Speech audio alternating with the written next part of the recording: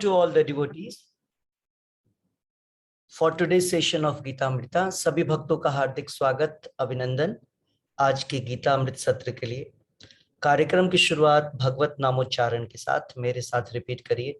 ओम अज्ञानतिमिरान्धस्य ज्ञानाञ्जनशलाकया चक्षुरोन्मीलितं येन तस्मै श्रीगुरुवे नमः।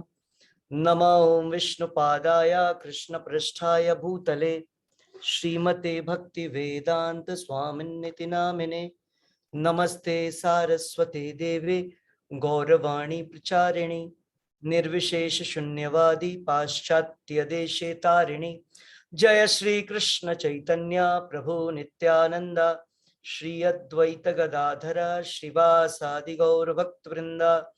हरे कृष्ण कृष्ण कृष्ण हरे हरे, हरे राम राम राम हरे हरे।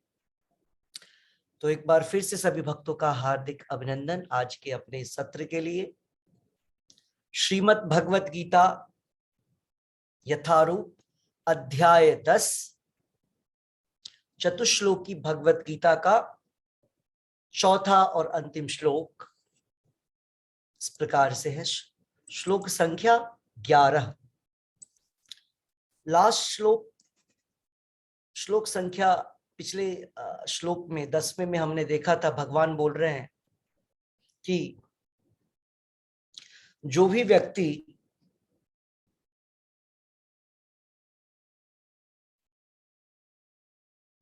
भगवान की सतत सेवा में लगा रहेगा तो भगवान ददामि बुद्धि योगम तम, भगवान उस व्यक्ति को इतनी बुद्धि देते हैं कि ये न माम उपयांति थे, जिससे कि वो भगवान को प्राप्त कर सकता है।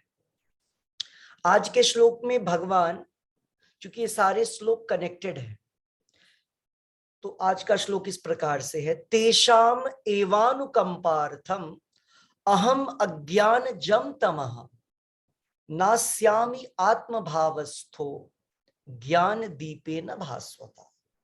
तो यहां पर तेषाम शब्द जो प्रयोग किया गया है, तेषाम उनको, उन पर, उन लोगों पे। ये लोग कौन है? तो पिछले श्लोकों में जो बतलाया गया है, जो लोग सततम कीर्तयन्तो माम तेषाम सतत युक्ता नाम, मतलब वे लोग जो सतत भक्ति में लगे रहते हैं, उनके विषय में भगवान बोल रहे हैं। जो व्यक्ति भगवान की सेवा में लगे रहते हैं उस पे क्या होती है, भगवान बोल रहे हैं तेषाम एवानुकंपार्थम, अनुकंपार्थम। भगवान बोल रहे हैं अहम, मैं उनके ऊपर अपनी अनुकंपा, अपनी कृपा देता हूं। और उस कृपा से क्या होता है? अज्ञान जम तमः, जो अंधकार, अज्ञान, जो अज्ञानता के कारण अंधकार छा जाता है, नाश्यामी, नाशयम, उसको मैं दूर कर देता हूं, उसका नाश कर देता हूं। क्यों? आत्मभावस्थो, क्योंकि मैं परमात्मा के रूप में हर एक कण में हूं। तो आत्मा के रूप में, परमात्मा के रूप में मैं हर एक कण कण में हूं, हर एक जीव में हूं। तो उस परमात्मा के रूप में मैं उस सारे जीवों में जो मेरी सेवा में लगा हुआ है, सतत युक्ता नाम, उनके हृदय में मैं ज्ञान रूप, ज्ञान के लाइट से, ज्ञान की रोशनी से प्रकाश उत्पन्न कर देता हूं। मीन्स वो जो अंधकार अज्ञान के कारण उत्पन्न हुआ था, उस अज्ञान को खत्म कर दिया जाता है ज्ञान के कारण। जो ज्ञान भगवान प्रकाशित करते हैं हमारे हृदय में, और वो ज्ञान अज्ञान ज्ञान में परिवर्तित होता है, और वो जो तम, वो जो अंधकार था, वो प्रकाश के रूप में परिवर्तित हो जाता है, प्रकाशमान हो जाता है। तो ये श्लोक किनके लिए है? जो भक्ति में लगे हुए हैं। अनुवाद और तात्पर्य श्रील प्रभुपाद जी द्वारा। तो आज का अनुवाद जो है रीड करेंगी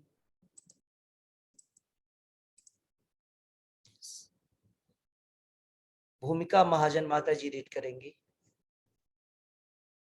अनुवाद।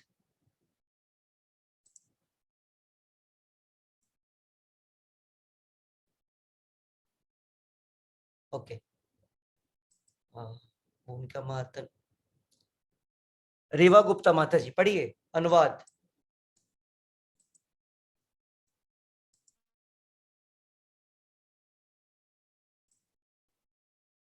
नहीं है, ओके। हर्षिता माता जी पढ़िए हरे भूमिका। कृष्णा प्रभु जी। हरे कृष्णा।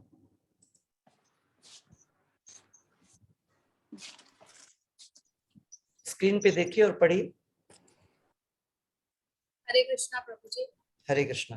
अनुवाद। मैं उन पर विशेष कृपा करने के हेतु उनके हृदयों में वास करते हुए ज्ञान के प्रकाशमान दीपक के द्वारा अज्ञान जन्य अंधकार को दूर करता हूँ।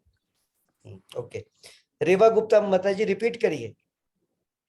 मैं उन पर विशेष कृपा करने के हेतु उनके हृदयों में वास करते हुए ज्ञान के प्रकाशमान दीपक के द्वारा अज्ञानमय अंधकार को दूर करता हूँ। अज्ञान जन्य अंधकार को मतलब अज्ञान से उत्पन्न अंधकार को मैं दूर करता हूं। तो मैं विशेष कृपा करने हेतु, मतलब हम लोग भगवत गीता कर रहे, पाठ कर रहे हैं, पढ़ते हैं, कथा सुनते हैं, भागवतम सुनते हैं, जाप करते हैं, तो ऐसा नहीं कि जप करेंगे तो वैसा होगा ही। जब हम इस प्रकार से सतत भक्ति में लगे रहेंगे तब भगवान हम पर विशेष अनुकंपा करते हैं, विशेष कृपा करते हैं। ये भगवान पे डिपेंड करता है। ओके, तो हमारे चैंटिंग से ऐसा नहीं होता है, हमारे भक्ति से ऐसा नहीं होता है। हमारे भक्ति के कारण भगवान हम पर अनुकंपा करते हैं। मीन्स इंपॉर्टेंट क्या है, भगवान की का अट्रैक्शन, भगवान की दृष्टि हम पर पड़े, भगवान की कृपा हम पर पड़े, ये बहुत इंपॉर्टेंट। इसीलिए जब हम भक्ति करते हैं तो भगवान की कृपा हम पर आती है, भगवान दृष्टिपात करते हैं और वो कृपा हमको मिलता है। और उस कृपा के कारण क्या होता है, अज्ञान जन तमह, जो अंधकार हमारे जीवन में है। अंधकार मीन्स क्या, इतना लाइट जल रहा है चारों तरफ। पुराने जमाने की तुलना में ओल्डर टाइम्स में लाइट्स नहीं होते थे, इलेक्ट्रिसिटी। ओके, अभी तो हर तरफ इलेक्ट्रिसिटी, लाइट ही लाइट है। फिर अज्ञान ही, अंधेरा क्या, अंधेरा मीन्स कंफ्यूजन, अंधेरा means no clarity of thoughts नहीं है, क्या करना चाहिए क्या नहीं करना चाहिए, क्या सही है और क्या गलत है, इसका पता नहीं चलना ही अंधकार को सूचित कर रहा है। और वो क्यों, क्योंकि अज्ञान। जब अज्ञान होगा, जब ज्ञान नहीं होगा तो हम कंफ्यूज्ड रहेंगे, क्या सही है क्या गलत है इसको डिसाइड नहीं कर सकते हैं। तो भगवान की विशेष कृपा किसको प्राप्त होती है, तेषाम सतत युक्ता नाम भजताम प्रीति पूर्वकम, जो प्रीति पूर्वक, जो प्रेम पूर्वक, जो हृदय से, मन से, आत्मा से, सोलफुली भगवान के नाम का जप करता है, भगवान की सेवा करता है, भगवान की आराधना करता है, तो भगवान उस पर क्या करते हैं, तेसाम एवानुकंपार्थम, अनुकंपा, भगवान उस पे अनुकंपा, उसको अनुकंपा प्रदान करते हैं अपनी। और उसके कारण जो अंधकार है, जो अज्ञान है, वो समाप्त होता है। क्यों, क्योंकि बोल रहे हैं कि नास्यामी आत्मभावस्तो ज्ञान दीपेन भास्वता, ज्ञान का दीपक भगवान जला देते हैं और क्या होता है, उसे अंधकार समाप्त होकर के सब कुछ प्रकाशित हो जाता है। और हमको समझ में आने लगता है जीवन में जो हमारे स्टेप्स हैं, हम जीवन में जो भी स्टेप लेते हैं, जो भी एक्टिविटी करते हैं, हमको पता चलता है क्या करना चाहिए क्या नहीं करना चाहिए, क्योंकि हमको दिखलाई देने लगता है। जैसे आप देखते हैं जब कोल्ड सीजन में, कोल्ड वेदर में जब फॉग होता है तो ड्राइविंग करने में कितना मुश्किल होता है, गाड़ियां बिल्कुल स्लो हो जाती है गली में, आप देखेंगे तो। और जैसे ही धूप आता है और वो छटने लगता है तो हम बड़े आराम से, बिल्कुल उसी प्रकार से ज्ञान भी वैसा ही है। ऐसा नहीं बटन दबेगा और अपने आप सब कुछ हो जाएगा, स्लोली स्लोली। जैसे जैसे हमारी भक्ति अच्छे से हम करेंगे उस प्रकार से वो अज्ञान खत्म होगा ज्ञान के आने से, वैसे वैसे वो अंधकार, वो जो क्लैरिटी नहीं है, वो क्लैरिटी आने लगेगी। जिस प्रकार किसी भी प्रकार का कंफ्यूजन जो है वो समाप्त होने लगा। क्या कारण होगा उसका? ज्ञान के कारण। भगवत गीता का ज्ञान, भगवान के नाम का जप प्रभावशाली होता है कब? जब भगवान की कृपा पड़ती है हम पे। ओके, तो अनुवाद मिथिलेश माता जी पढ़ेंगे, अनुवाद और तात्पर्य श्रील प्रभुपाद जी द्वारा। श्रील प्रभुपाद की जय। हरे कृष्ण प्रभु जी। हरे कृष्ण, पढ़िए। तात्पर्य। जब भगवान चैतन्य बनारस में हरे कृष्ण मंत्र महामंत्र के कीर्तन का प्रवर्तन कर रहे थे तो हजारों लोग उनका अनुसरण कर रहे थे। तत्कालीन बनारस के अत्यंत प्रभावशाली एवं विद्वान प्रकाशानंद सरस्वती उनको भाविक कहकर उनका उपहास करते थे। कभी कभी भक्तों की आलोचना दार्शनिक यह सोचकर करते हैं कि भक्तजन अंधकार में हैं, भक्तगण अंधकार में हैं और दार्शनिक दृष्टि से भोले भाले भावुक हैं, किंतु यह तथ्य नहीं है। ऐसे अनेक बड़े बड़े विद्वान पुरुष हैं जिन्होंने भक्ति का दर्शन प्रस्तुत किया है, किंतु यदि कोई भक्त उनके इस साहित्य का या अपने गुरु का लाभ न भी उठाए और यदि वह अपनी भक्ति में एकनिष्ठ रहे तो उसके अंतर से कृष्ण स्वयं उनकी सहायता करते हैं। अतः कृष्ण भावनामृत में रत एकनिष्ठ भक्त ज्ञान रहित नहीं हो सकता। इसके लिए इतनी ही योग्यता चाहिए कि वह पूर्ण कृष्ण भावनामृत में रहकर भक्ति संपन्न करता रहे। हरे कृष्ण प्रभु जी। हरे कृष्ण। आगे पढ़ूं या नहीं? नहीं, इसको एक्सप्लेन कर देते हैं। Okay, thank you. सो इस तात्पर्य में हम देख रहे हैं प्रभुपाद जी ने चर्चा किया चैतन्य महाप्रभु के विषय कि चैतन्य महाप्रभु जब बनारस और काशी, मैं भी काशी में हूँ, बनारस में हूँ, बनारस में जब चैतन्य महाप्रभु आए थे तो यहाँ पर ये बनारस जो जगह है काशी, ये जगह मायावादियों का, ब्रह्मवादियों का, अद्वैतवादियों का जगह है। ओके, सो बनारस में मायावादी सन्यासी हुआ करते थे, अभी भी हैं, बट उस समय बहुत ज्यादा उनका प्रभाव था। तो जो प्रकाशानंद सरस्वती उनके लीडर थे, वे उपहास करते थे जो वैष्णव आचार्य, वैष्णव सन्यासी हैं, क्योंकि वे कहते थे कि ये लोग, इनको ज्ञान नहीं है, ये केवल भावुक होते हैं, सेंटिमेंटलिस्ट, और सेंटिमेंटलिस्ट होने के कारण ये केवल क्या करते हैं? हरे कृष्णा कीर्तन, भजन कीर्तन करते रहते हैं, हरे कृष्णा करते रहते हैं। तो इसी काशी में चैतन्य महाप्रभु ने अकेले एक वैष्णव सन्यासी के रूप में, चैतन्य महाप्रभु और चारों तरफ सारे मायावादी सन्यासी, ब्रह्मवादी सन्यासी जो अद्वैतवाद को फॉलो करते हैं, शंकराचार्य को फॉलो करते हैं, चारों तरफ से घेरे हुए हैं चैतन्य महाप्रभु। वो सारे लोग काफी एजेड हैं और चैतन्य महाप्रभु बिल्कुल 25 ईयर्स ओल्ड, 25 साल के, और उनके शरीर से, उनके फेस से बिल्कुल आभा, एक इफल्जेंस निकल रहा होता है। जैसे ही वो लोग चैतन्य महाप्रभु को देखते हैं, उनको चैतन्य महाप्रभु जाते हैं तो एक कॉर्नर में बैठ जाते हैं। प्रकाशानंद सरस्वती उनको हाथ से पकड़ करके, उनके हाथ को पकड़ करके उनको उठा करके लाते हैं और बीच में बैठाते हैं। चैतन्य महाप्रभु मना करते हैं कि मैं तो बहुत छोटा सा एक, अभी मैंने स्टार्ट ही किया है भक्ति, आप लोग श्रेष्ठ सन्यासी हैं, मैं तो बिल्कुल एक निम्न स्तर का सन्यासी हूं, मुझे आप उसी कोने में रहने दीजिए।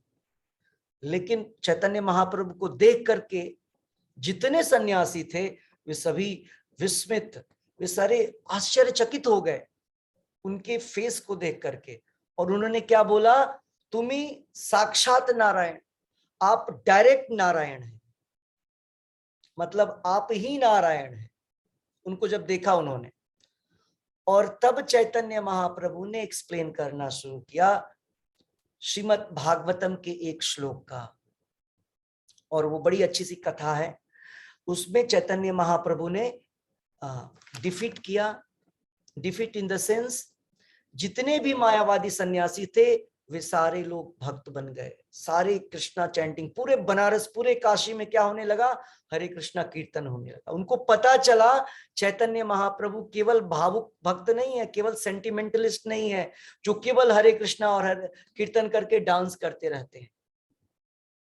ओके, तो यहाँ पर उसी चीज को प्रभुपाद जी बतला रहे हैं कि चैतन्य महाप्रभु जब काशी में थे और उन्होंने यहाँ के सबसे विद्वान, सबसे दार्शनिक सन्यासी प्रकाश नंद सरस्वती, जो उनका उपहास उड़ा रहे थे, उनको भावुक भोले, प्रभुपाद जी लिख रहे हैं भोले भाले भावुक समझते थे, उनके बीच में चैतन्य महाप्रभु ने ये प्रूफ किया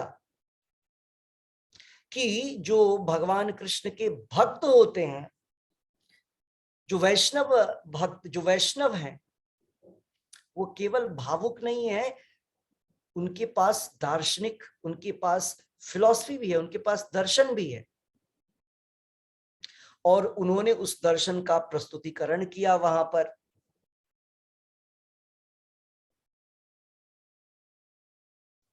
और उन्होंने सिद्ध किया कि अगर कोई व्यक्ति अपने गुरु के निर्देशन में, अपने गुरु के निर्देशन में, एक शुद्ध भक्त के निर्देशन में अगर वो उनका अनुसरण करते हुए उन सारे नियमों का पालन करता है, तो निश्चित तौर पर वो भगवान कृष्ण को प्राप्त कर सकेगा। और ज्ञान, जो ज्ञान रहित था वो पहले, अब कृष्ण भावनामृत को फॉलो करने के कारण अब उसके अंदर ज्ञान प्रकाशित हो जाएगा।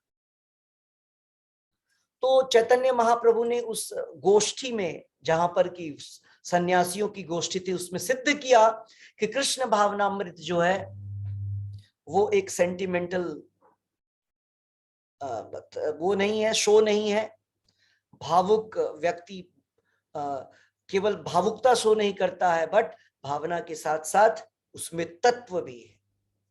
वो तत्व बिल्कुल शुद्ध तत्व है जो कि हमको भगवान कृष्ण से जोड़ता है। तो यहाँ पर चैतन्य महाप्रभु इस अनुवाद से प्रभुपाद जी हमें ये बतला रहे हैं कि केवल दर्शन मात्र से, दर्शन मतलब फिलॉसफी से हम भगवान को प्राप्त नहीं कर सकते हैं, ड्राई फिलॉसफी से, मेंटल स्पेकुलेशन।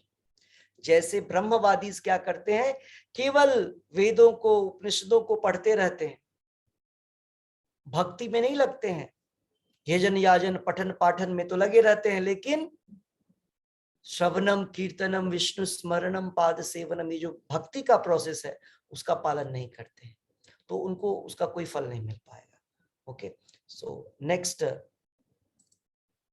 कुंती माता जी पढ़ेंगे, आधुनिक दार्शनिकों का विचार है। यहां से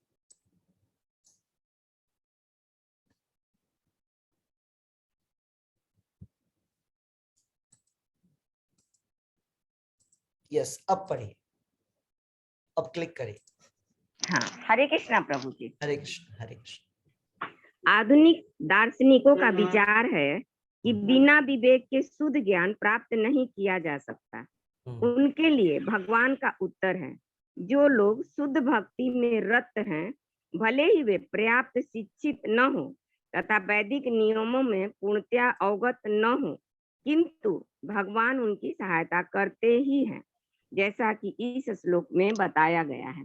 भगवान अर्जुन को बताते हैं कि मात्र चिंतन से परम सत्य भगवान को समझ पाना असंभव है, क्योंकि भगवान इतने महान हैं कि कोरे मानसिक प्रयास से उन्हें न तो जाना जा सकता है, न ही प्राप्त किया जा सकता है। भले ही कोई लाखों वर्षों तक चिंतन करता रहे, किंतु यदि भक्ति नहीं करता, यदि वह परम सत्य का प्रेमी नहीं है, तो उसे कभी भी कृष्ण या परम सत्य समझ में नहीं आएंगे। परम सत्य कृष्ण केवल भक्ति से प्रसन्न होते हैं और अपनी अचिंत्य शक्ति से वे शुद्ध भक्त के हृदय में स्वयं प्रकट हो सकते हैं। शुद्ध भक्त के हृदय में तो कृष्ण निरंतर रहते हैं और कृष्ण की उपस्थिति सूर्य के समान है, जिसके द्वारा अज्ञान का अंधकार तुरंत दूर हो जाता है। शुद्ध भक्त पर भगवान की यही विशेष कृपा है। हरे कृष्णा प्रभु जी। हरे कृष्ण। सो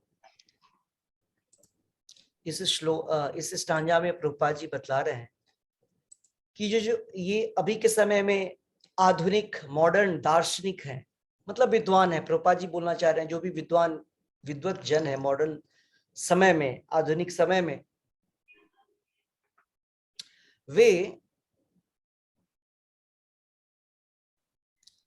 उनके जो ज्ञान प्राप्त करने का तरीका है, प्रभुपाद जी लिख रहे हैं बिना विवेक के शुद्ध ज्ञान प्राप्त नहीं किया जा सकता है। मतलब कहने का अर्थ है, प्रभुपाद जी बतला रहे हैं कि अगर कोई व्यक्ति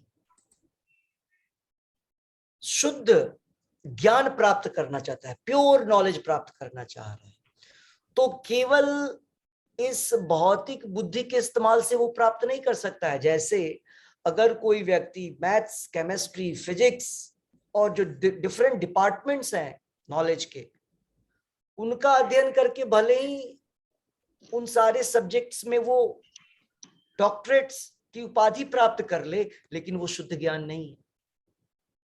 शुद्ध ज्ञान वो ज्ञान जिससे हमारे हृदय का अंधकार समाप्त होगा, हमारी दृष्टि जो है, हमारा जो देखने, हम जो देखते हैं, मतलब आंखों से जो देखते हैं नहीं, जो हमारा कंसेप्शन है, मतलब कहने का अर्थ है थॉट, हमारी जो विचार हैं उसकी शुद्धता की बात कर रहे हैं, वो उसमें कोई शुद्धि नहीं होगा। यही कारण है आप देखते हैं बड़े बड़े विद्वान जो है गलत सही कार्य करते रहते हैं। बड़े बड़े लोग, famous personalities different wrong activities करते हैं। क्यों? क्योंकि शुद्ध ज्ञान नहीं है उनके पास। शुद्ध ज्ञान केवल शुद्ध भक्त के पास ही होता है, तो बाकियों के पास क्या है? अज्ञान है। इस संसार में जो फिजिक्स, केमिस्ट्री, बायोलॉजी का जो ज्ञान है उसको अज्ञान बोला गया है शास्त्रों में। अज्ञान का अर्थ होता है वो नॉलेज जो आपको भगवान, जिसके प्राप्त करने से आप भगवान को प्राप्त नहीं करते हैं, और वो ज्ञान जो कि आपको भगवान से दूर करता है। भक्ति विनोद ठाकुर जो कि हमारे आचार्य, परंपरा में आचार्य हैं, वे बोलते हैं जड़ विद्या मायार वैभव। जड़ मतलब भौतिक। अभी संसार में जितनी विद्याएं हैं उनको जड़ विद्या बोलते हैं। तो जड़ विद्या क्या है? मायार वैभव। माया का वैभव है, ऑपुलेंस है। तो हो सकता है कि हम यहाँ पर अनेकों डिग्रियां लेकर के इस संसार में लोगों के सामने बड़े फेमस हो जाएं, बहुत पैसे कमा लें और अनेकों अनेक प्रकार की चीजें इकट्ठा कर लें, लेकिन शास्त्र क्या बोल रहा है कि ऐसा करने के बावजूद भी हमको शुद्ध ज्ञान की प्राप्ति नहीं होगी। तो प्रभुपाद जी विशेष यही बतला रहे हैं इस स्टांजा में कि पर्याप्त शिक्षा नहीं मिलने के कारण, वैदिक नियमों से पूर्णतया अवगत नहीं होने के कारण क्या होता है, उनके लिए भगवान की अनुभूति करना बहुत ही डिफिकल्ट हो जाता है। अभी इस संसार में जितने लोग भक्ति से दूर हैं उसका एकमात्र कारण यह है कि वे चाहते नहीं शुद्ध ज्ञान प्राप्त करना। एक तो ये, जो व्यक्ति चाहेगा ही नहीं उसको अपने आप प्राप्त नहीं होगा। भगवान किसकी सहायता करते हैं? जो व्यक्ति अपनी सहायता करना चाहता है। तो प्रभुपाद जी यहां लिख रहे हैं जो व्यक्ति शुद्ध भक्ति में रत होते हैं, लगे होते हैं, भगवान उनकी सहायता करते हैं इस अज्ञान से निकलने के लिए। तमसो मां ज्योतिर्गमय, अंधकार से ज्योति की तरफ, प्रकाश की तरफ कौन जाता है? जिसकी सहायता भगवान करते हैं और जो शुद्ध भक्ति में लगे होते हैं। वैसे लोग नहीं जो कि भक्ति तो करना नहीं चाहते हैं वे सोचते हैं कि हम पुस्तकों को पढ़ करके विद्वान हो जाएंगे, जैसे मायावादी मीन्स ब्रह्मवादी उपनिषद वेदों को पढ़ करके भगवान को जाना नहीं जा सकता है, भगवान को पाया नहीं जा सकता है। एकमात्र तरीका क्या है? शुद्ध भक्त की शरण में जाना है, और शुद्ध भक्त जो डायरेक्शन देता है, जो हमको निर्देश देता है, रास्ता दिखलाता है, उस रास्ता को फॉलो करना है। प्रभुपाद जी यहां पर अर्जुन का एग्जाम्पल दे रहे हैं कि अर्जुन को भगवान ने बोला केवल चिंतन से परम सत्य को समझ पाना संभव नहीं है। अर्जुन को भगवान ने बोला केवल चिंतन से भगवान को नहीं प्राप्त करोगे, तो फिर कैसे? भगवान के लिए कार्य करो, भगवान के लिए सेवा करो, भगवान के लिए एक्टिविटी करो। तो ये जो नाम जप है ये कर्म है, भक्ति मन में नहीं चलने वाला। बहुत सारे लोग बोलते हैं भक्ति तो मन की चीजें हैं। भक्ति मन की चीजें नहीं है। हमको भक्ति इतना करना है कि मन में भी भक्ति चलती रहे, दोनों तरफ भक्ति होना चाहिए। माइंड में भी भक्ति हो, हाथ पैर भी भक्ति करे, उसको बोलते हैं शुद्ध भक्ति। जो व्यक्ति हर प्रकार से अपने हर एक अंग को, अपने हर एक सेंसेस को भगवान की सेवा में लगाता है। तो अर्जुन को भगवान ने वही बोला कि तुम जो भी कार्य कर रहे हो करो, मेरे निर्देशन में करो, और क्या करो? मेरा स्मरण करो।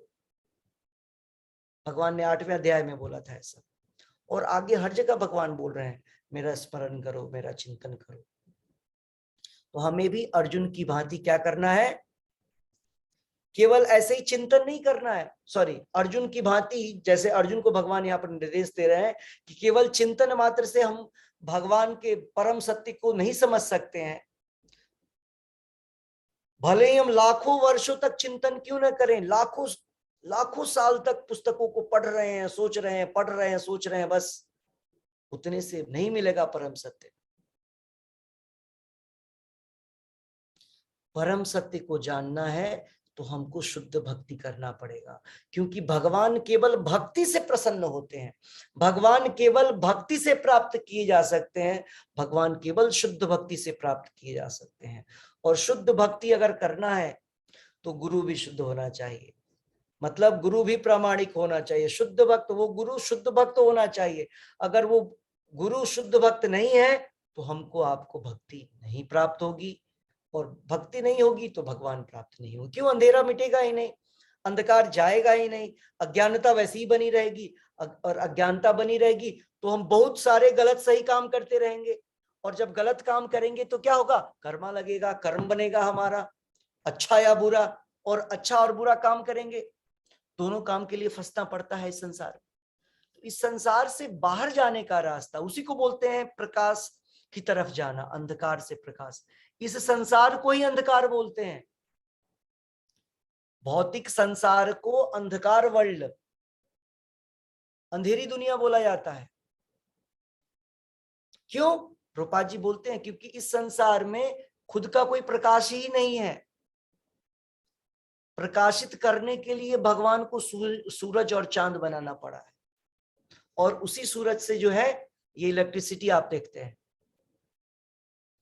तो ये एक्चुअली ये संसार अंधेरा है, इस संसार में अंधेरा है, और यहाँ लोग भी वही आते हैं जो अंधेरे में है, जिनका कंसेप्शन जो है, जिनकी सोच जो है वो कंफ्यूजन में है, कंफ्यूज्ड है, जो वैसे ही लोग इस संसार में आते हैं, जिनको पता नहीं होता है कि हम कौन है और हमारा कर्तव्य क्या है। तो जो शुद्ध भक्ति में लगे हुए हैं उन्हें पता है कि उनका कर्म क्या है, उनको किस प्रकार से कर्म करना चाहिए, और वे उस प्रकार से एक शुद्ध भक्ति के निर्देशन में भगवान की सेवा में लगते हैं, और भगवान की अचिंत्य शक्ति से वे शुद्ध भक्त के हृदय में स्वयं प्रकाश प्रकट करते हैं। ओके, तो शुद्ध भक्त के हृदय में कृष्ण निरंतर रहते हैं। प्रभुपाद जी बोल रहे हैं शुद्ध भक्त के हृदय में भगवान कृष्ण निरंतर होते हैं। भगवान तो हर एक व्यक्ति के हृदय में होते हैं, लेकिन चूंकि अंधेरा है हृदय में, तो हम मतलब आत्मा परमात्मा को नहीं देख पाता है, और जो व्यक्ति भक्ति में रत हो जाता है उसको परमात्मा के दर्शन होते हैं, स्वयं भगवान के दर्शन होते हैं। तो जब हम भक्ति करेंगे तो अंधेरा जाएगा और हम परमात्मा के दर्शन, भगवान के दर्शन, ब्रह्म के दर्शन, परम ब्रह्म के दर्शन करना प्रारंभ कर देंगे। तो सबसे इंपॉर्टेंट क्या है? भक्ति करना, श्रवणम कीर्तनम विष्णु, इसमें रत होते हैं तब जाकर के हमको सब कुछ दिखलाई देता है। ओके, सो थर्ड और लास्ट स्टांजा जो है वो कौन पढ़ेगा? यस, रेवा गुप्ता माता जी पढ़ सकती हैं। कौन पढ़ेगा? अनु गुप्ता माता जी, मीनाक्षी माता जी, यस, एनीबॉडी? हरे कृष्णा प्रभु जी। हरे कृष्णा, पढ़िए। करोड़ों जन्मों के भौतिक संसर्ग के कलमश के कारण मनुष्य का हृदय भौतिकता के मल धूलि से आच्छादित हो जाता है, किंतु जब मनुष्य भक्ति में लगता है और निरंतर हरे कृष्ण का जप करता है तो ये मल तुरंत दूर हो जाता है और उसे शुद्ध ज्ञान प्राप्त होता है। परम लक्ष्य श्री विष्णु को इसी जप तथा भक्ति से प्राप्त किया जा सकता है, अन्य किसी प्रकार के मनोधर्म या तर्क द्वारा नहीं। शुद्ध भक्त जीवन की भौतिक आवश्यकताओं के लिए चिंता नहीं करता है, ना तो उसे कोई और चिंता करने की आवश्यकता है, क्योंकि हृदय से अंधकार हट जाने पर भक्त की प्रेमा भक्ति से प्रसन्न होकर श्री भगवान स्वतः सब कुछ प्रदान करते हैं। यही भगवत गीता का उपदेश सार है। भगवत गीता के अध्ययन से मनुष्य श्री भगवान के शरणागत होकर शुद्ध भक्ति में लग जाता है। जैसे ही श्री भगवान अपने ऊपर भार ले लेते हैं, मनुष्य सारे भौतिक प्रयासों से मुक्त हो जाता है। हरे कृष्णा प्रभु जी। हरे कृष्णा। सो आपने देखा कि यहाँ भगवान हमें बतला रहे हैं कि भगवत गीता का कंक्लूजन क्या है। भगवत गीता का कंक्लूजन है ये, भगवत गीता का परम उद्देश्य, परम उपदेश है ये, क्या? कि हमको शुद्ध भक्ति एक शुद्ध भक्त के शरणागत होकर के करनी चाहिए। और तरीका क्या है? करोड़ों जन्मों के जो खजाने, करोड़ों जन्मों के जो हमारे पाप हैं, कलमश हैं, अशुद्धियां हैं, मैल हैं, हम सबों के हृदय में बैठे हुए, वे तभी समाप्त होंगे। अभी तो यहाँ पूर्ण आच्छादित है, पूरा फैला हुआ है हमारे हृदय में, हम सबों के हृदय में। अगर इस स्थिति में भी अगर हम भगवान के नाम का, हरे कृष्ण महामंत्र का जप करते हैं तो यह मैल तुरंत समाप्त हो जाता है। चैतन्य महाप्रभु बोलते हैं, चैतन्य महाप्रभु बतलाते हैं, नाम नामकारी बहुधा निज सर्व शक्ति। भगवान के नाम में भगवान अपनी सारी शक्ति डाल देते हैं। और अगर हम भगवान के नाम का उच्चारण गुरु के आदेशानुसार करते हैं तो वो करोड़ों जन्मों के जो कलमश हैं, क्लेश हैं, मैल है, वो समाप्त हो जाएंगे। क्यों? क्योंकि शुद्ध ज्ञान हमें प्राप्त होने लगेगा। और क्यों शुद्ध ज्ञान प्राप्त होने लगेगा? क्योंकि भगवान के नाम के उच्चारण के कारण भगवान जो हमारे हृदय में, हम सबके हृदय में विराजमान है, हम उनका दर्शन, हमें उनका दर्शन प्राप्त होने लगेगा। और जहां भगवान है वहां प्रकाश है, वहां ज्ञान है। तो शुद्ध भक्ति के कारण हमारे जीवन में प्रकाश आता है, हमारे जीवन में रियल नॉलेज आता है, ज्ञान आता है, हमें क्या करना चाहिए, क्या नहीं करना चाहिए, इसका पता चलता है। हमारे जीवन की सारी चिंताएं समाप्त हो जाती हैं, क्योंकि जैसे ही हम भगवान के चिंतन, भगवान के नाम उच्चारण, भगवान की सेवा में लगते हैं तो भगवान स्वयं हमारे कार्यों को करने में हमारी मदद करते हैं। भगवान हमारे सारे भार को ले लेते हैं, हमारे सारे प्रॉब्लम्स को भगवान हैंडल करना शुरू कर लेते हैं। हमारे सारे प्रयास, हमारे सारे भौतिक प्रयास, आध्यात्मिक प्रयास, हर कार्य में भगवान हमारी मदद करना शुरू कर लेते हैं, क्योंकि हमने भगवान के साथ अपने संबंध को बना लिया। जैसे इस समाज में भी आप देखते हैं कि अगर हम लोगों के अगर रिलेटिव्स हैं, फ्रेंड सर्कल है, और जब हम लोग के ऊपर कोई प्रॉब्लम आता है तो हम लोग उनसे सहयोग मांगते हैं, और वे सहयोग करते भी हैं। क्यों? क्योंकि वे हमारे रिलेशन में है, वो हमारे फ्रेंडशिप में है। उसी प्रकार से अगर हमारी दोस्ती, हमारा संबंध भगवान से पुनः स्थापित हो जाता है तो भगवान हर क्षेत्र में हमारी मदद करते हैं। मतलब हमारी सारी चिंता ही समाप्त हो जाती है अगर भगवान को हम अपने जीवन में लाते हैं। भगवान को जीवन में नहीं लाते हैं तो सारी उम्र, सारी जिंदगी क्या करते हैं, हम इस भार को ढोते रहते हैं, एक जीवन से दूसरे शरीर में। एक शरीर में जो भार था, उस भार को ढोते ढोते हमारी मृत्यु हो गई, नेक्स्ट जीवन में उस भार को फिर से लेकर के ढोइए। ये भार, कर्म का भार, जैसे कर्म का रिजल्ट जनरली दिख जाता है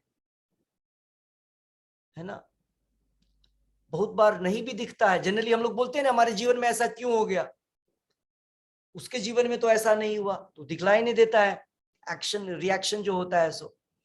तो ये मृत्यु के बाद ये सारे भार फिर से ट्रांसफर हो जाते हैं। हमारे कर्मा, हमारे पूर्व जन्म के जितने भी कर्म है इस प्रकार के, वो एक शरीर से दूसरे जीवन में ट्रांसफर हो जाता है। तो ये भार लेकर के हम भटकते ही रहेंगे अनलेस अंटिल हमने एक प्रामाणिक गुरु के शरण में हम नहीं गए। वे जैसा बोल रहे हैं वैसा नहीं कर रहे हैं। क्या तरीका है, जैसे आप लोग को मैंने लिख करके भेजा था पिछली बार भी, आप लोगों ने, श्रील प्रभुपाद जी का आविर्भाव दिवस है जन्माष्टमी के एक दिन बाद, तो हम लोग क्या लिखते हैं, प्रभुपाद जी के लिए हम लोग एक उनको आभार व्यक्त करने के लिए हम लोग, आप लोगों से पिछले बार ही बहुत सारे भक्तों ने लिखा था, एक पैराग्राफ, मैक्सिमम 10 लाइन्स में हम अभिव्यक्ति शो करते हैं, ग्रेटिट्यूड, कि किस प्रकार से प्रभुपाद जी हमारे लिए इंपॉर्टेंट है। प्रभुपाद जी के कारण हमारे जीवन में कितने चेंजेस आ रहे हैं। मतलब गुरु की महिमा को बतलाना, जबकि ये संभव नहीं है, ये संभव ही नहीं है। भगवान की और शुद्ध भक्त के गुणों की व्याख्या करना संभव नहीं है। लेकिन फिर भी जब हम ग्लोरिफिकेशन करते हैं, उनका गुणगान करते हैं, तो हमारा शुद्धिकरण होता है। तो हम खुद की शुद्धि के लिए उनके गुणों की व्याख्या करते हैं, उनके गुणों का गान करते हैं। तो वो उसको बोलते हैं श्रील प्रभुपाद व्यास पूजा ऑफरिंग्स। पिछली बार भी बहुत सारे भक्तों ने हिंदी में, जिस भाषा में भी हो, हिंदी, इंग्लिश में, किसी भी भाषा में, मैं आपको सैंपल के लिए आज डाल दूंगा वो पुस्तक पिछले साल जो प्रकाशित हुआ था 3 वॉल्यूम्स में। आप उसको देख सकते हैं कैसे लिखा जाता है प्रभुपाद जी को के लिए। आप चाहिए तो पेपर पे लिख करके भी, अच्छे से व्हाट्सएप पे भी आप लिख करके भेज सकते हैं, हिंदी में टाइप करके, पेज पे लिख करके उसका अच्छे से फोटो भेज सकते हैं, 10 लाइन। प्रभुपाद जी बहुत विशेष है, बहुत विशेष है। क्यों?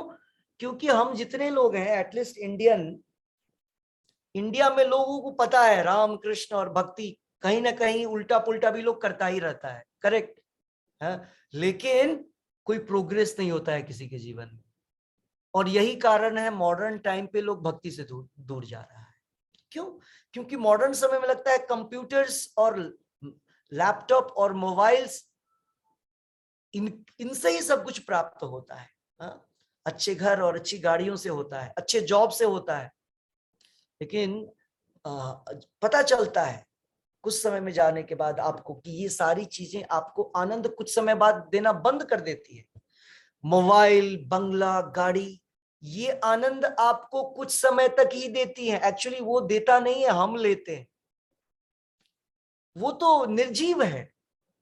गाड़ी, मोबाइल या कोई भी बड़ी चीजें जो आपको, भौतिक चीजें जो कि आपको प्रलोभित करती है, वो चीजें आपको कुछ समय तक ही आपको अज्ञानता में या आपको प्रसन्नता प्रदान करती है, क्योंकि भौतिक चीजों में रस नहीं होता है। जैसे कांटे में रस नहीं होता है, कांटा होता है ना। उदाहरण दिया गया है भागवतम में, ऊंट जो होता है कांटे को खाता है, देखा है ना आपने, थॉर्न्स। ऊंट चूंकि रेगिस्तान में चलता है, वहां हरा भरा गार्डन तो होता नहीं है, खेत तो होता नहीं है कि उसको फसल मिले, तो वो कांटे को खाता है। कांटे तो चुभेंगे, उसी कांटे को जब वो खाता है तो उसके अंदर में ना पूरे कट जाते हैं,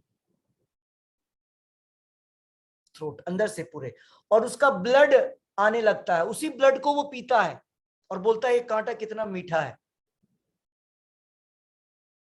खुद के ब्लड को पीता है और बोलता है मीठा है। भागवतम बोलता है ये स्थिति है कर्मियों की। जो लोग भगवान के भक्त नहीं है ना और दिन भर काम करते रहते हैं, वे सोचते हैं देखो हमने कितना मेहनत से काम किया, इसका देखो ये फल मिल गया हमको। प्रभुपाद जी बोलते हैं इसको ऐस, गधा। जो चीज कहीं भी थोड़ा काम करके मिल सकता है, गधा सोचता है इतना टन लोड बांधेंगे, डालेंगे, चलेंगे। जो मेरा मालिक बोलता है जितना, इतने सारे कपड़े लाद देते हैं और सामने गले के सामने एक बैग में घास डाल देता है, ये और कि घास तुमको मिलेगा, इतना लोड उठाओ।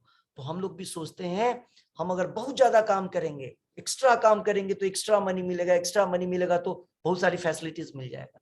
ऐसा नहीं है। हमारे जीवन के सुख दुख और आराम जितने भी चीजें हैं सब डेस्टिन्ड है। बहुत करने से बहुत नहीं मिलता है। जिसके जीवन में नहीं है वो लिखा हुआ, अब लिखा हुआ इन द सेंस व्हाट, हमने जो एक्टिविटी, हमने जो पुण्य इकट्ठा किया है उसके आधार पर, और वो सब कुछ भी नहीं है।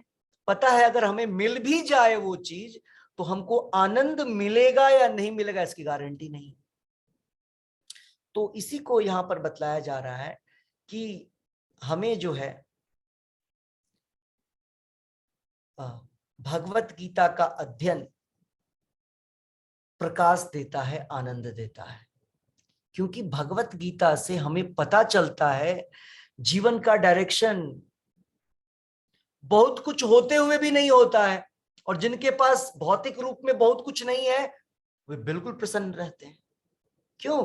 क्योंकि भौतिक चीजें जो आनंद देती है वो दिखता है आनंद, उसको मधु पंडित प्रभु बोलते हैं होप आनंद, मतलब आशा, होप प्लेजर। जैसे एग्जाम्पल, जैसे आपको बतलाया जाए कि आज शाम को पार्टी है, करेक्ट, आज शाम की पार्टी है, तो शाम में जो पार्टी होगा आप एक दिन पहले से ही आप आनंद लेने लगेंगे। आपको 1 करोड़ की लॉटरी लगने वाली है, मिलेगी कब पता नहीं, आनंद आपको पहले से आने लगेगा। समझ रहे हैं? होप प्लेजर बोलते हैं, आशा, आशा में ही आनंद लेने लगते हैं, बिना मिले हुए। एक्चुअल आनंद अलग होता है और आशा वाला आनंद, होप प्लेजर अलग होता है। इस संसार में सबको होप प्लेजर से ही हम सारे लोग काम चला रहे हैं। मधु पंडित प्रभु बोलते हैं पेपर रसगुल्ला, पेपर एक रसगुल्ला होता है और रसगुल्ले का फोटो, हम सारे लोग उस रसगुल्ले के फोटो से ही आनंद लेने लगते हैं। रसगुल्ले को देख करके होता है ना, कभी कभी कोई बढ़िया आइटम आप देखिए भोजन का आपके सामने आ गया, बस आप उससे आनंद लेने लगते हैं। तो इस संसार में जो भी आनंद मिल रहा है वो सारी चीजें पेपर पे जो फोटो बना होता है जैसे रसगुल्ले का, और उसको देख करके जो आनंद लेते हैं उस आनंद के समान है भौतिक प्लेजर जो होता है। तो ये सारी चीजें ऑब्वियसली, ये कंसेप्ट जो है एक बार बार जब हम पढ़ते हैं, क्यों हम लोग को नित्यम भागवत सेवया, क्यों रोज पढ़ना है भगवत गीता, क्यों भगवत गीता की क्लासेस रोज? क्योंकि जब रोज रोज पढ़ेंगे ना तो आचार्य लोग, प्रभुपाद जी रोज रोज इसकी चर्चा करते हैं कि ये जो आनंद हमको यहाँ इस संसार में मिल रहा है, इस शरीर से मिल रहा है, भौतिक चीजों से मिल रहा है, ये टेम्पररी है, उससे आनंद नहीं मिलता है। हम फॉल्सली सोचते हैं उससे आनंद मिलता है। बहुत सारे एग्जाम्पल हमारे जीवन में दिखलाया जाता है, देखो अगर इसके जीवन में आनंद होता तो उसके पास तो सब कुछ था, फिर भी क्यों वो व्यक्ति, उस व्यक्ति ने सुसाइड किया। बहुत सारे केसेस आप देखते हैं, सब कुछ होने के बावजूद आदमी सुसाइड करता है, अपने जीवन को समाप्त करता है। कारण क्या है? वो सोचता है भौतिक चीजों से उसको आनंद मिलेगा।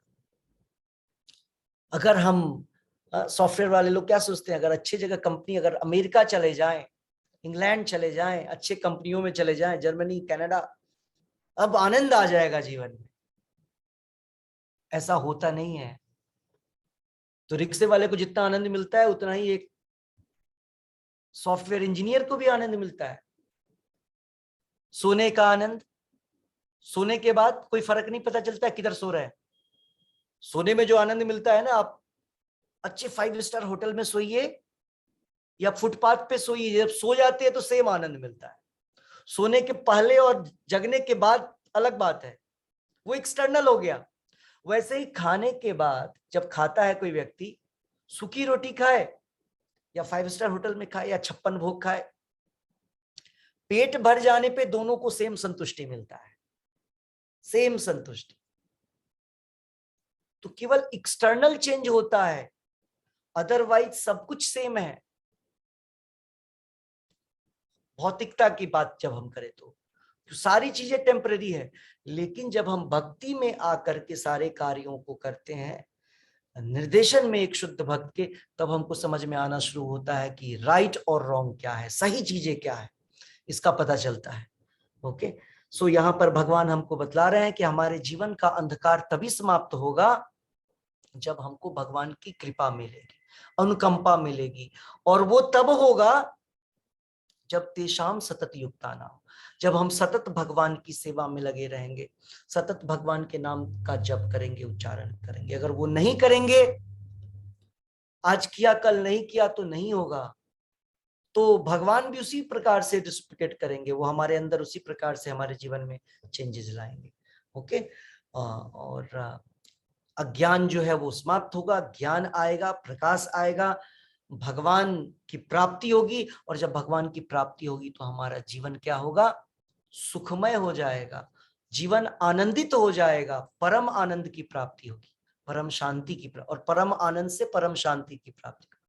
तो आज का श्लोक यही था। अगर आप लोग का कोई प्रश्न है, आज के तात्पर्य से कुछ समझना है, कुछ छूट गया, तो आप लोग अपने क्वेश्चंस रख सकते हैं।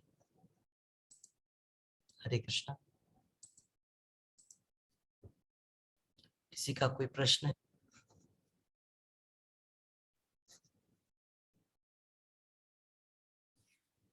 आप लोग तात्पर्य में देख सकते हैं, कोई शब्द, कोई लाइन समझ में नहीं आया हो,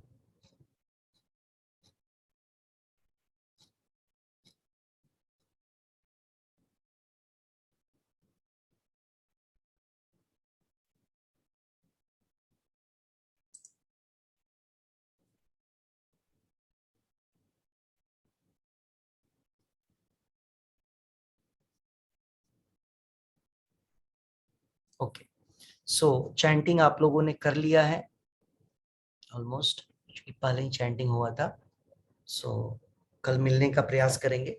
ओके, श्री श्री राधा वृंदावन चंद्र की जय, श्री श्री निताई गौरंग की जय, अनंत कोटि वैष्णव वृंद की जय, नामाचार्य श्री हरिदास ठाकुर की जय, श्रीमद् भगवत गीता की जय, हरे कृष्ण महामंत्र की जय, हरिनाम संकीर्तन यज्ञ की जय, वृंद देवी तुलसी महारानी की जय, निताई गौर प्रेमनंदे हरि हरि बोल, जगत गुरु शिल प्रभुपाद की जय।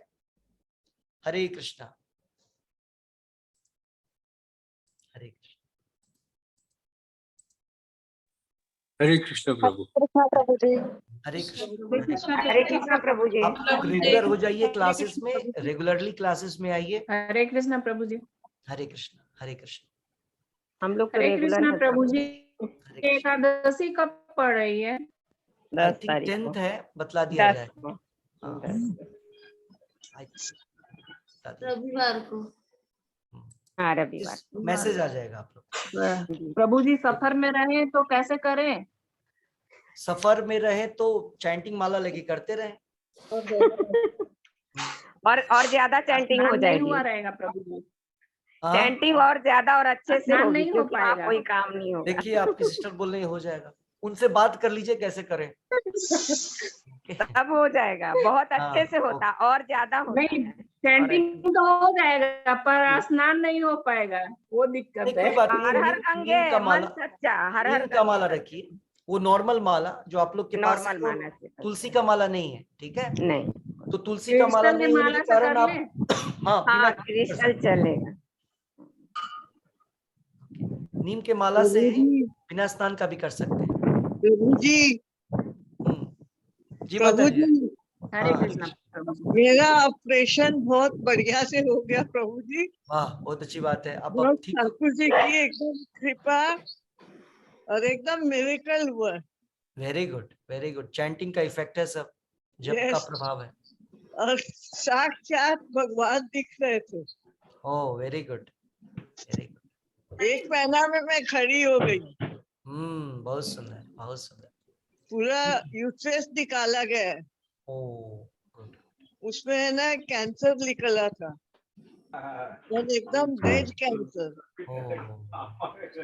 तो ठाकुर जी की कृपा से, भगवान कृष्णा की कृपा से बिल्कुल, मेरा बिल्कुल। एकदम सब चीज प्रसन्नता से हो गई। बहुत सुंदर, बहुत सुंदर। नाम लेते रहिए, सब कुछ सही हाँ रहेगा। हाँ, मेरे को तो उनकी श्रद्धा है। ठीक है, फिर मिलते हैं कल इसी समय, है ना? हरे हाँ। कृष्ण। हरे कृष्णा प्रभु हरे जी, हरे कृष्णा।